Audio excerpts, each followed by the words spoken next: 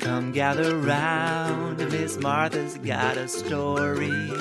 Can't wait to hear where it all might take us this time. Everyone knows that treasure lies inside these pages. We wanna be hanging out with stories.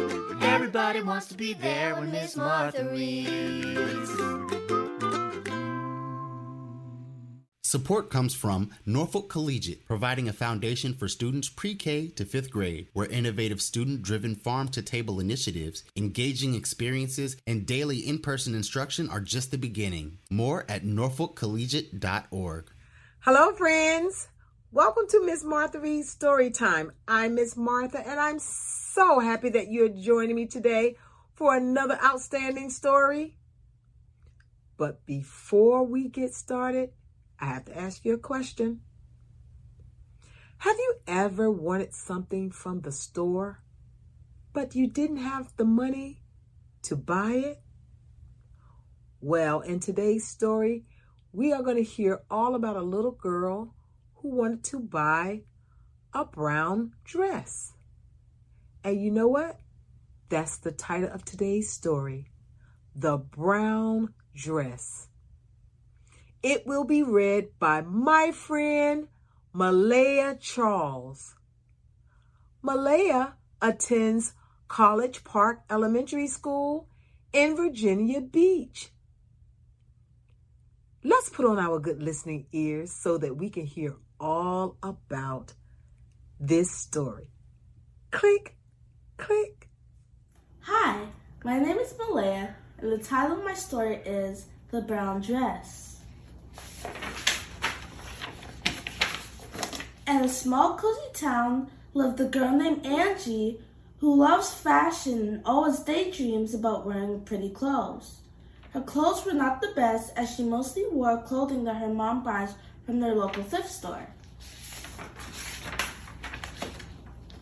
One day, while Angie was checking the mailbox, she found a colorful magazine full of pictures of beautiful dresses. The thing that stood out to her was a brown dress. She immediately fell in love with the dress and knew she had to have it. Racing back to her room, she grabbed her piggy bank and opened it, only to find it was filled with pennies and buttons. Angie forgot she had already spent her savings on art supplies. She then went to her mom. "Mom, can you please buy me a dress?" "Don't you have enough dresses?" her mom replied.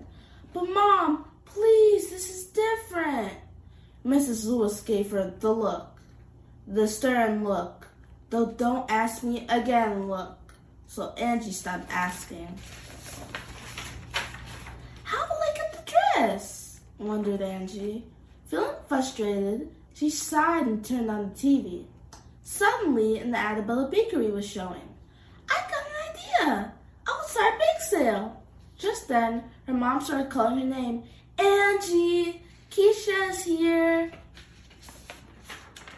As soon as Keisha came into her room, Angie blurted out the good news and showed Keisha the magazine.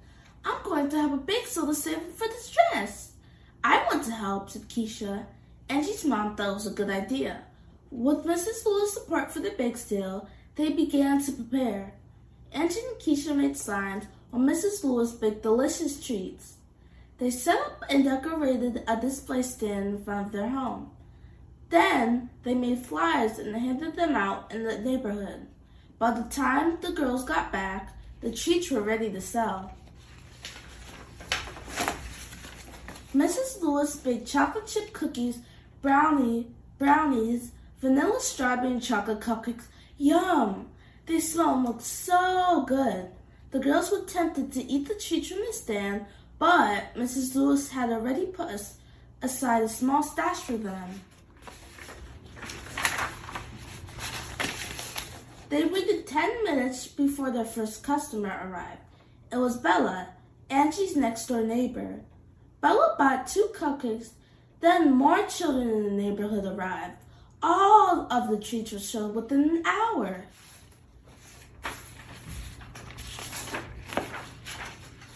Business went so well that they decided to have another big sale the next day. And again, all the goods surprisingly sold out quickly. Auntie and Keisha jumped for joy when they made enough money to buy each of themselves dresses.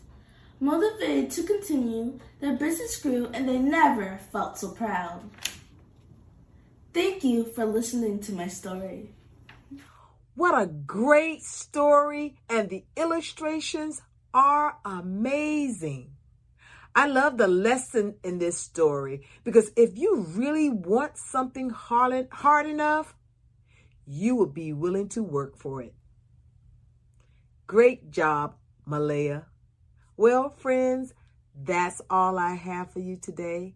But before I go, you know I always have to remind you to practice, practice, practice your reading every single day to exercise your brain because I want you to be the best reader that you can be. Take care and enjoy the rest of your day. And I hope that I'll see you the next time. Goodbye, friends.